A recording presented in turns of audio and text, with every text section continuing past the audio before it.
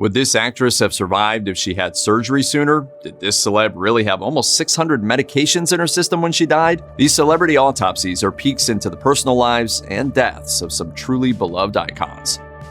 Heather O'Rourke sadly didn't live long enough to compile a lengthy resume of movie and TV appearances. Nevertheless, her big screen debut made a memorable impact on mainstream horror films. In 1982, O'Rourke made her name known in Poltergeist as Carol Ann Freeling, the tow-headed child who gets sucked into another dimension by angry spirits. She not only delivered the film's creepy line, "They're here," she also continued her iconic role in 2 Poltergeist sequels. The final leg of the trilogy hit theaters on June 10, 1988, 4 months after O'Rourke died. According to the Los Angeles Times, O'Rourke experienced abdominal pain so severe that she was urgently taken to Children's Hospital of San Diego. She later died during an emergency surgery. A hospital spokesperson told reporters that the cause of death was related to intestinal stenosis. What they should have done almost a year before her death was to operate. For the unfamiliar, stenosis is an extremely serious bowel obstruction that O'Rourke had been unknowingly suffering for her entire life. The stenosis brought on an infection which caused septic shock, triggering cardiac and pulmonary arrest.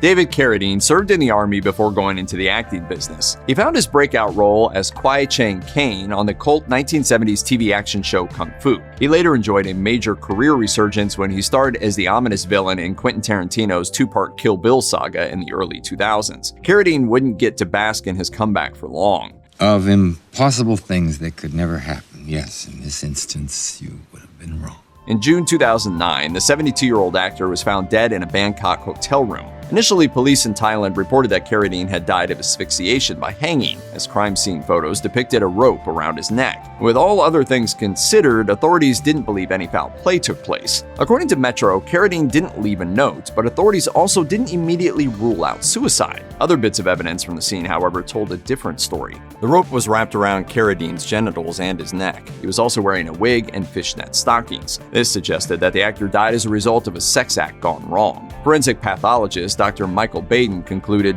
the cause of death was asphyxiation and inability to breathe. He didn't die of natural causes, and he didn't die of suicidal causes from the nature of the ligatures around the body, so that leaves some kind of accidental death. With her throwback style and soulful, dazzling powerhouse vocals, British singer Amy Winehouse became a critical and commercial sensation. In her native UK, upon the release of her 2003 debut album Frank, Winehouse became a global superstar. What? Did you not know this? No. At the 50th Grammy Awards, Winehouse walked away with 5 awards, including Best New Artist, Record of the Year for Back to Black, and Song of the Year for her lyrically tortured single Rehab. London Metropolitan Police told The Guardian that they were summoned by ambulance dispatchers to go to a home in North London on a Saturday afternoon in July 2011, where a woman was found deceased. When they arrived, officers pronounced 27-year-old Winehouse dead. The results of the first investigation into the cause of Winehouse's death were voided because, according to The Guardian, the coroner hired didn't have the proper credentials to examine the singer's remains. A second investigation into Winehouse's death ruled that Winehouse died of alcohol poisoning. After a period of abstaining, Winehouse drank heavily. The more insecure I felt, the more I drink. Ultimately, it led to a staggering level of 416 milligrams of alcohol per deciliter of blood. That was enough to trigger a comatose state and disable her ability to breathe. Michael K. Williams tended to play both complicated characters and complex yet likable bad guys. His smoldering intensity served him well into the 2000s and beyond. All in the game, yo. All in the game. He brought to life the iconic role of stick-up artist Omar Little on the beloved drama The Wire, played racketeer Chalky White on the period drama Boardwalk Empire, and earned Emmy nominations for his work in Bessie, The Night of, When They See Us, and Lovecraft Country. According to NBC News, through all of his highs and lows, Williams struggled with substance abuse. It came to a head when, according to the New York Post, Williams didn't show up for an engagement on Saturday, September 4th, 2021. 2 days later, a relative went to the actor's penthouse in Brooklyn to see if he was all right. Police were then summoned to the home on a report of an unresponsive cold man lying face down in the dining room. As there was heroin present on a nearby table, Williams' death was initially suspected to be an overdose of the opiate. About 3 weeks later, New York City's Office of the Chief Medical Examiner announced the results of the autopsy. The autopsy determined that Williams, at age 54, died of acute drug intoxication. Heroin was found in the actor's system along with cocaine and the powerful prescription painkillers parafluorofentanyl and fentanyl. Deadly opioids like fentanyl and heroin don't care about who you are or what you've accomplished. George Michael was a superstar 2 times over. In the mid-'80s, he was a sweet and smiling teen idol type as the one-half yet chief creative force behind Wham!, a pop duo who churned out bubblegum hits like Wake Me Up Before You Go-Go, Last Christmas, I'm Your Man, and Careless Whisper. By 1987, Michael had gone solo, releasing the blockbuster Faith, an album full of mature and sophisticated soul pop music like One More Try, I Want Your Sex, and Father Figure. According to Entertainment Tonight, George Michael died in 2016 on Christmas Day. When people appreciate someone's talent to that degree, they don't want to believe. The 53-year-old singer-songwriter's U.S. manager reported that Michael had not been sick, but had died sometime after he went to bed the previous evening. Michael's partner, Fadi Fawaz, found him dead peacefully in bed first thing in the morning. With little to no outward signs or warning of the death, an autopsy was performed on Michael's body. Medical examiners determined that the musician died of a combination of a fatty liver and dilated cardiomyopathy with myocarditis, according to the Irish Times. Cardiomyopathy simply means that the heart muscle isn't functioning properly. That can be for a variety of reasons. First associated with teen movies because of his breakout role in the 1999 high school comedy 10 Things I Hate About You, Heath Ledger quickly proved his versatility. It's been 3 months since I found out I got this job, and finally, after 3 months of sitting around thinking about it, I get to go out there and do it. In rapid succession, he starred in the war drama The Patriots, the historical action flick A Knight's Tale, and Brokeback Mountain. His portrayal of a lovesick cowboy landed Ledger his first nomination for an Academy Award. Despite not winning it then, he'd later steal the nomination for his startling and layered portrayal of comic book villain the Joker in 2008's The Dark Knight. Tragically, he wouldn't survive to Oscar night. Shortly after 3 p.m. on January 22, 2008, a housekeeper discovered 28-year-old Ledger face down and nude near the end of a bed in his apartment in New York City's Soho neighborhood. Police were summoned and they declared the actor dead at the scene. NYPD spokesperson Paul Brown shared at the time, "We're investigating the possibility of an overdose. There were pills within the vicinity of the bed." New York City's medical examiner's office ruled that Ledger died of accidental acute drug intoxication, having ingested a combination of the prescription painkillers oxycodone and hydrocodone, the anti-anxiety medication diazepam, the sleep aid temazepam, and sedatives alprazolam and doxylamine. He struggled with some demons, but he wasn't wanting to go anywhere but forward. Junior Seau is quantifiably one of the best linebackers to ever suit up for an NFL game. I think that's why I'm doing all the things that I can now. I mean, the NFL has opened so many doors for Junior Seau and my family. Over a 20-year career, Seau amassed 1,847 combined tackles. He was so consistent on the field that he was named to 12 Pro Bowl squads and was inducted into the Pro Football Hall of Fame. In May 2012 in Oceanside, California, Seau's girlfriend found the retired football star unconscious with a gun next to his dying body and a gunshot wound in the chest. Revival efforts failed and Seau was pronounced dead at the age of 43. Within the week, the San Diego County coroner released a report of its forensic autopsy. The autopsy determined that Seau's death was a suicide via a self-inflicted gunshot, according to ABC News. I can't imagine how severe his anguish was. Upon further examination in 2012 by brain specialists associated with the National Institutes of Health, Seau tested positive for chronic traumatic encephalopathy, or CTE, a debilitating injury suffered by numerous former professional football players.